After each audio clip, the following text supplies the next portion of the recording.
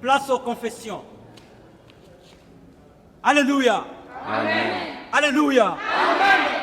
En contact direct avec le Saint-Esprit, la lumière pâlit sous l'ombre des pénitents.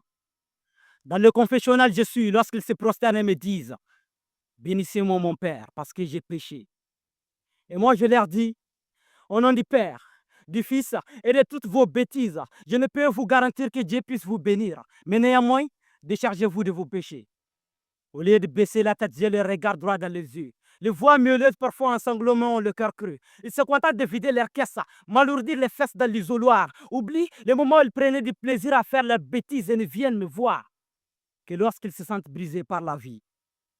Viendra le jour où tous les prêtres auront marre d'absorber ces péchés mortels et d'être l'instrument de la miséricorde de Dieu au monde.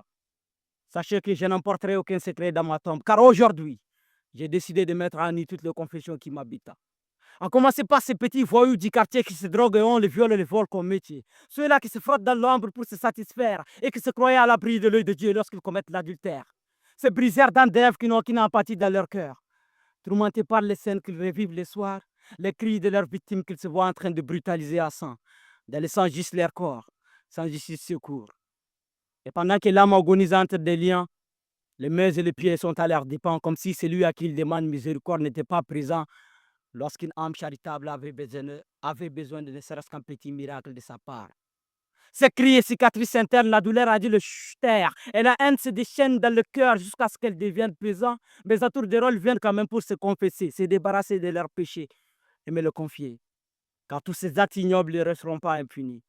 La rédemption se manifeste à l'instant T. Ces pécheurs suffoquent les églises avec l'odeur nauséabonde du péché. Parce qu'ils y croient à l'absolution, à la miséricorde de Dieu. Le monde pue les cadavres, la misère de bord depuis le ciel. On se culpabilise de plus en plus que certains se pendent à la corde.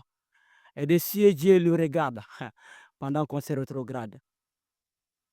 À l'heure où je vous parle, si chacun traînait les fardeaux de chaque péché à son dos, beaucoup de gamins seraient en train de faire do dans le dos de leur mère, auraient de finir en morceaux dans le WC ou broyés sous l'assistance des pilules. Et bien pire, jetés à la poubelle. Et comme nul n'est parfait, place à ma confession. Seigneur, j'implore ton pardon. Parce que moi aussi, je ne suis pas parfait. Je te demande pardon de m'être voilé la face pour ne plus croiser de vue les démons qui m'habitent.